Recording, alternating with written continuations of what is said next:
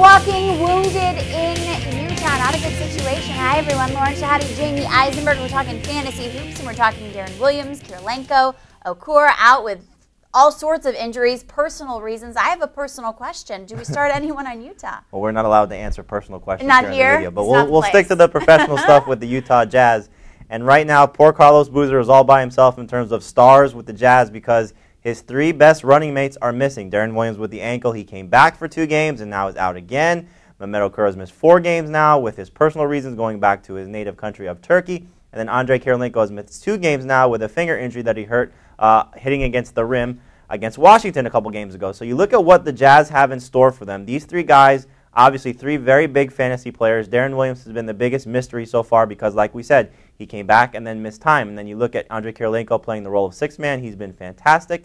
Mehmet Okura, obviously a #1 fantasy center. So hopefully these guys will get back on the court. But when you're setting your lineups for this coming week, the safe bet is obviously to keep these guys reserved. Now, Lauren, the interesting thing is the 3 players for the Jazz who are trying to replace those guys. You look at Ronnie Brewer, is a starter for the Jazz, has been playing that 2-guard role, but his scoring is going to have to increase. You look at Paul Millsap, the 6-man role. He's coming off the bench behind Kufis, who's starting at center for the Jazz, but I still think Millsap is the best big man to own outside of Carlos Boozer.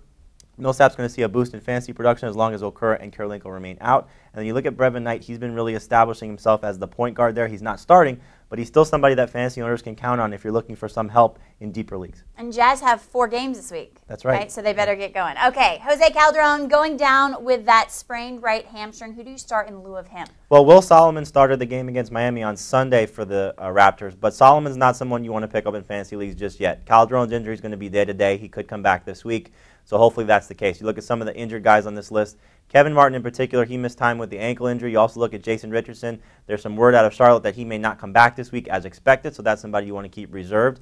And then when you also talk about Michael Redd, he's been dealing with this ankle injury now for several weeks, coming back slowly from this problem, which has opened the doors for guys like Mbamute, Ramon Sessions, Luke Ridnour. All these guys have stepped up. Charlie Villanueva would have been one of those guys, but as you see, he's also on this list dealing with the injury. So these are guys you have to monitor, and then as we'll always tell people coming into the week, the safe bet is to keep them reserved because you don't want to have a situation like last week where you started Kevin Martin, you started Jason Richardson, you started these guys, and they weren't able to help you. And hopefully guys like Tony Parker and Josh Smith, they come back from their injury soon because they've been out now for a couple weeks with these ankle and hamstring injuries. Okay, well, Jason Richardson was the scoring leader, so you got to get him healthy. We want to get him back in our lineup. Let's talk about players to add. He was undrafted, 37 points, 11 rebounds. I'm talking about Anthony Moore. Just put on a show, really. He did, but the interesting thing about the Golden State Warriors, as we know, this is a team that changes its rotations pretty much on a game-by-game basis. Morrow wasn't playing much at all, and then all of a sudden he's starting and he's putting up this big production.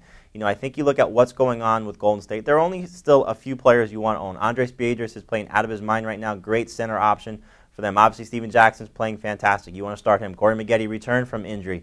You want to start him. And then you look at Kalina Azubuike. He's the other guy you want to start. When it comes to Morrow, you definitely want to add him because if this type of production continues at least until Monta Ellis returns sometime in December, then you want to have that type of production. When you look at the other 2 guys on this list, Earl Watson sort of fighting off Russell Westbrook, his, alumni. I don't know how you would describe it. They both went to UCLA. Russell Westbrook, those 2 guys there. Watson's still the starter, still the guy you want to have on your fantasy team. He's available in the majority of leagues. Pick him up. And then when it comes to McGee, as we know, Brendan Haywood has been out for the Washington Wizards. Etan Thomas is starting, but McGee has really stepped up his play coming off the bench. We're always looking for centers in fantasy basketball, and he's someone you can add, stick on the end of your roster. And if he continues to play like this, you could start him on a week-to-week basis, especially in our 30-deep league where I beat you this week. Oh, I don't even want to talk about that. A lot of injuries across the board. Set your lineups accordingly. For Jamey Eisenberg, I'm Lauren Shehadi. Until next time.